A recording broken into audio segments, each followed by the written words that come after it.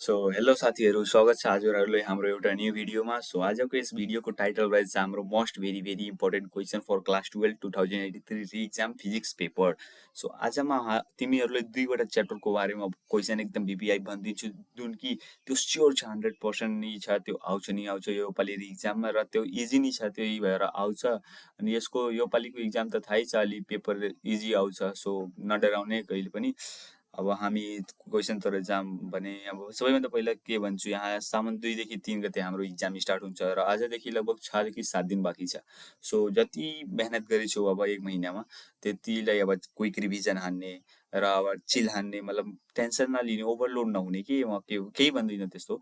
र यो जुन म क्वेसनहरू भन्न गइरहेको छु, र यदि तिमीहरूले यो याद भएन भने सिम्पल अब आफ्नो हिसाबले चिट बनाउने, यसो यसो गर्ने र हेरिहाल्ने, एक दुईचोटि याद पनि भइहाल्छ सायद।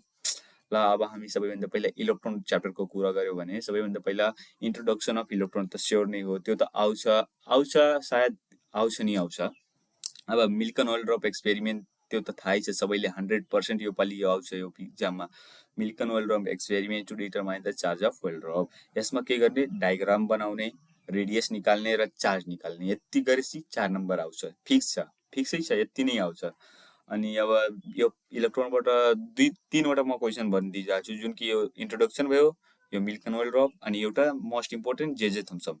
यो बेच्ने होइन कि डायग्राम बनाइदिने र त्यो डायग्रामको बारेमा हल्का मात्रै डिफाइन गर्ने, धेरै नरिफाइन गर्ने र त्यसको डेरिभेसन गरिदिने, बस त्यो हुन्छ। अब यो अब हाम्रो भइसक्यो इलेक्ट्रोनको। अब हामी के गर्छौँ, फोटोनको क्वेसनहरू सुनिहाल।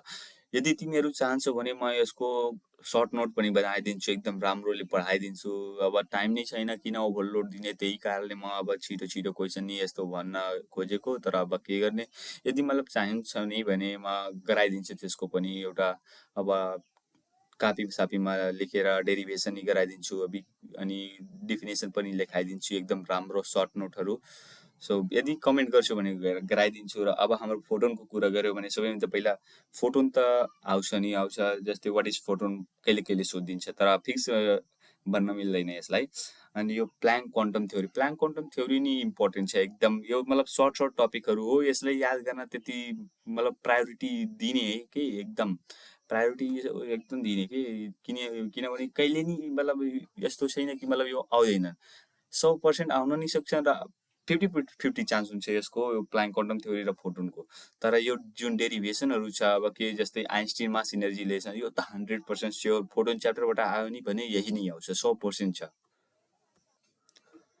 अब त भयो, अब एउटा आइन्स्टिन फोटो इलेक्ट्रिक इक्वेसन अनि आइन्स्टिन मास इनर्जी रिलेसन, यो पनि हुन्छ। यो दुई चारवटा यसमा छ।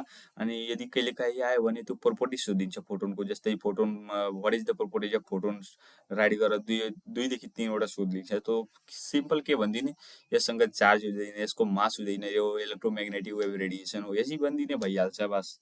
अनि यो इम्पोर्टेन्ट टर्महरू जस्तै के हुन्छ, अब कहिले काहीँ डिफिनेसन पनि सोधिन्छ, जस्तै what is photoelectric effect सोधिन्छ, फोटो इलेक्ट्रोन सोधिन्छ, work function, threshold frequency, threshold energy, अनि स्टपिङ पोटेन्सियल। यति मात्रै भयो यो फोटोन र इलेक्ट्रोनको क्वेसनहरू। अब यसमा ओभरलोड नलिने, अनि भएन भने त लास्ट अप्सन चिट्ने हो, अब बनाउने आफ्नो हिसाबले गर्ने, के कसो गर्नु छ। अब लास्ट मोमेन्टमा फेरि त एकदम पढाइ नि गर्न सकिँदैन। अब यदि म पढाउँछु भने त्यो त अब अर्को कुरो भइहाल्यो, तर चाहन्छौ भने म पढाइदिन्छु, कमेन्ट गर्ने 1-2 दिनमा। अब अझै कमेन्ट गर्छु भने साझातिर म प्रिपेयर भएर पढाइदिन्छु तिमीहरूलाई नि। र यसपालिको इक्जाम त थाहै छ, अलि त्यो स्ट्रिक्ट नै होला, अब के गर्ने।